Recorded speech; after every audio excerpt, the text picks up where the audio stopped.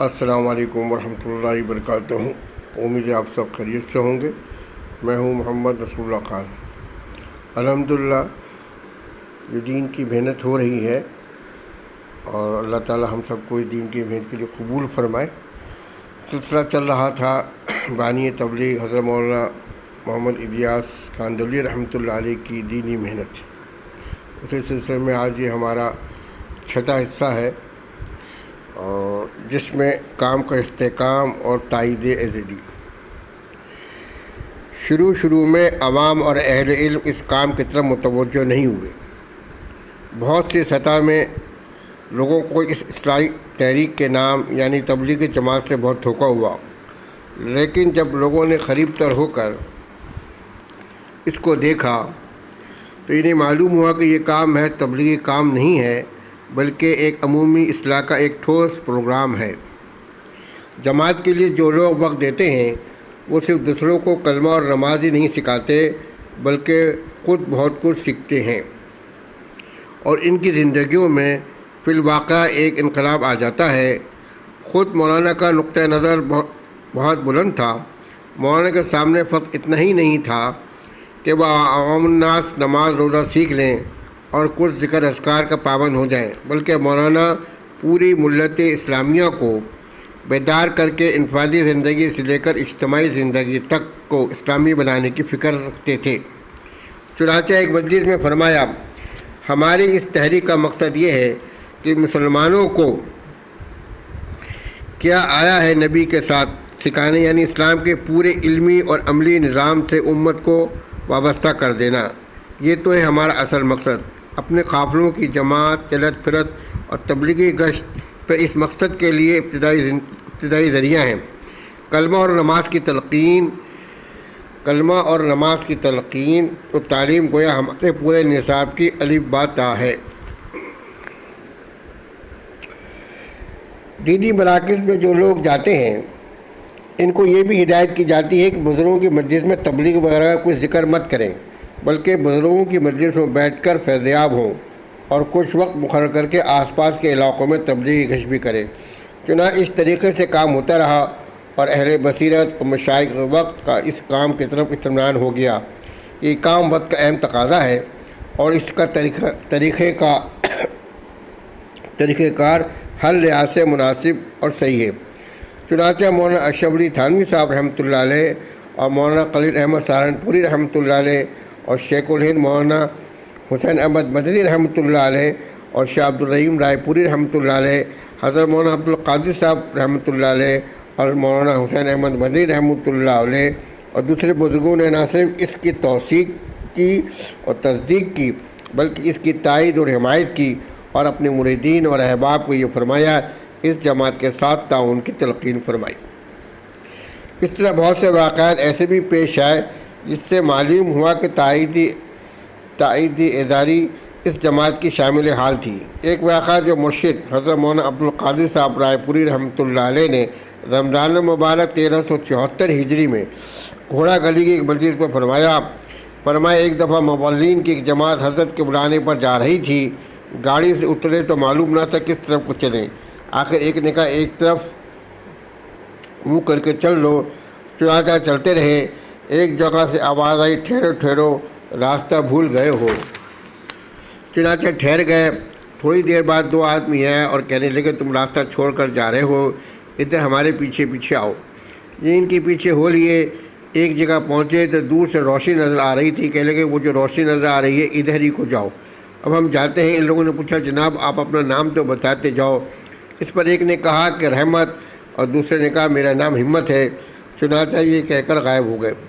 یہ لوگ کہنے لگے اور دوسرے سے کہنے لگے کہ تم نے کہہ رہے تھے نا کہ ہمت کرو، اللہ تعالیٰ اپنے رحمت سے پہنچا دیں گے۔ یہ ہمت اور رحمت ہی آ گئے۔ ان کی بتائی ہوئی روشنی پر پہنچے تو وہاں حضرت کے لوگ کھانا کھا رہے تھے اور ان کا انتظار کر رہے تھے۔ فرمایا کیا یہ نصرت نہیں ہے؟ تحریک کی عالمگیری۔ اس تحریک کا ابتدائی کام میوات کے علاقے سے شروع ہوا۔ جو اس کے نتائج سامنے آنے لگے، اہل علم اور صاحبان بصیرت اس کی طرف متوجہ ہونے لگے، اور جو اس کا دائرہ وسیع تر وسیع ہوتا گیا۔ میوات کے بعد دہلی میں بھی کام کیا گیا اور لوگ جماعتوں کی شکل میں نکلنے لگے۔ اس کے بعد یوپی کے تمام علمی مراکز، دیوبند، سہارنپور کا چپا چپا تبلیغی جماعتوں نے چھان مارا۔ کانپور، لکھنؤ، تھانہ پور اور گنگوا میں بھی جماعتیں گئیں۔ رفتہ رفتہ یوپی سے باہر پنجاب، سندھ، سرحد، بہار، بنگال اور مدارس، مدراس اور بمبئی تک جماعتیں جانے لگیں اور وہاں سے لوگ نکل کر مشہور علمی مرکز اور تبلیغی مرکز نظام الدین دہلی کی طرف آنے لگے اور وہاں سے دین کی محنت کو سیکھ کر جانے لگے۔ حتیٰ کہ چند ہی سالوں میں کے اندر برصغیر پاک و ہند کے بڑے بڑے شہروں اور قصبات اور لاطار دیہاتوں میں جماعتیں پہنچی، جنہوں نے وہاں کے لوگوں کو باہر نکلنے کی دعوت دی۔ خدا ہی جانتا کہ اس طرح سے اللہ کی کتنے مخلوق گھروں سے دین سیکھنے کے لیے نکلی اور کتنی تعداد کے لوگوں کی زندگی میں انقلاب رونما ہوا۔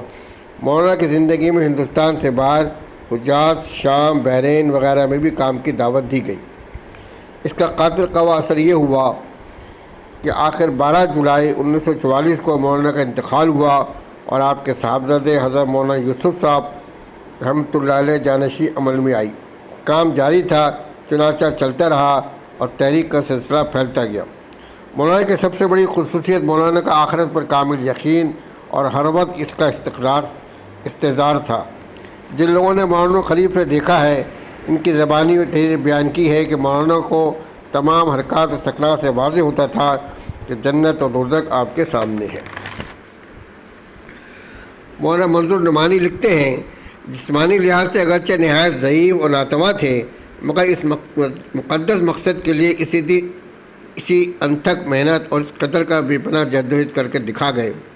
میرا اندازہ ہے کہ اگر بالفرض کسی شخص کے سامنے جنت اپنی ساری نعمتوں کے ساتھ اور جہنم اپنی ساری ہولناکیوں کے ساتھ منکشف کر دی جائے اور اس سے کہہ دیا جائے اگر یہ کام کرو گے تو جنت ملے گی اور نہیں کرو گے تو جہنم میں ڈالے جاؤ گے، تو شاید اس کی صحیح اور جدوجہد اس سے زیادہ نہ ہو سکے گی جو مولانا مولوی الیاس صاحب کی الخلوص آخری زمانے میں تھی۔ یہ تو آپ کا حال تھا۔ اب قال کی بات سنیے۔ مولانا نعمانی رحمۃ اللہ علیہ آپ کے ملفوظات میں لکھتے ہیں، فرمایا ہے اللہ کے وعدوں پر یقین نہ رہا، اللہ کے وعدوں پر یقین اور اعتماد پیدا کرو، پھر اس یقین و اعتماد ہی پر بنا پر کام کرنے کی مشق کرو اور اللہ کے وعدوں کے معنی بھی خود نہ گھڑو، بل تمام علم و تجربہ بہت محدود ہے، اس کے وعدوں کا مطلب اس کی شان کے مطابق سمجھو اور اس سے یوں ہی مانگو اپنی شان و قدرت کے شائن شان ان وعدوں کو پورا فرمائے، آمین۔ آخری نعمتوں کی معنویت اور اصل حقیقت کو تم اس دنیا میں کیا اندازہ کر سکتے ہو اور کیوں کر وہ صحیح ہو سکتا ہے جبکہ حدیث قدسی میں ان نعمتوں کی سب کی بیان کی گئی ہے۔ مولانا کی دوسری اہم صفت مولانا کا سوز و درو اور بلند ہمتی تھی۔ مولانا کا دل اس زمانے کی دینی اور ویرانی کو دیکھ کر دل جلتا تھا اور مخلوق خدا کی گمراہی اور جہالت اور بدعملی کی ہماگیری کا تصور کر کے آپ کے ماہی آپ کی طرح تڑپتے تھے۔ مولانا ابو الحسن ندوی رحمۃ اللہ علیہ لکھتے ہیں، کبھی کبھی دین کے اس درد میں اس کی فکر میں بستر پر کروٹیں بدلتے اور بے چینی بڑھتی تو اٹھ کر ٹہلنے لگتے۔ ایک رات اہلیہ نے پوچھا کیا بات ہے، نیند نہیں آتی؟ فرمایا کہ کیا بتلاؤں، اگر تم کو وہ بات معلوم ہو جائے تو جاگنے والے ایک نہ رہیں دو ہو جائیں۔ اسی سوز دروں کا نتیجہ تھا کہ اب اپنی ساری زندگی کا اوڑھنا بچھوڑنا دینی اور اشاعت دینی کو بنا لیا تھا اور آپ کی ساری زندگی کی دلچسپیاں اسی تبلیغی کام میں سمٹ کر رہ گئی تھیں۔ حتیٰ کہ اپنی جان کو اسلام میں قربان کر دینا اپنے لیے بڑی سعادت سمجھتے تھے اور اس راہ کی تمام تکلیفوں اور مشقتوں کو نہایت اعلیٰ حوصلگی اور بلند ہمتی سے برداشت کرتے تھے۔ مئی 1336 ہجری کے سفر میوات کے مغرب خود مولانا محمد ذکریہ صاحب اور مولانا محمد یوسف صاحب کو تحریر فرمایا کہ اس قدر ضعف ہے کہ خلاف طبع الجمعی ہوتی ہے، بعد سے اختلاج اور قلقان ہوتا ہے اور آرام کے ساتھ موٹر پر دہلی تک کا سفر بخار آتا ہے۔ اس پر الحمدللہ 1 مہینے کی مسافت کے لیے میوات کے سخت ترین موسم اور جہالت کی باتوں کے لحاظ کا نشانہ بن کر موت کے لیے اپنی جان کو پیش کرنے کی نیت سے اس سفر کو دراز میدان تصور کرتے ہوئے مصمم ارادہ سفر ہے۔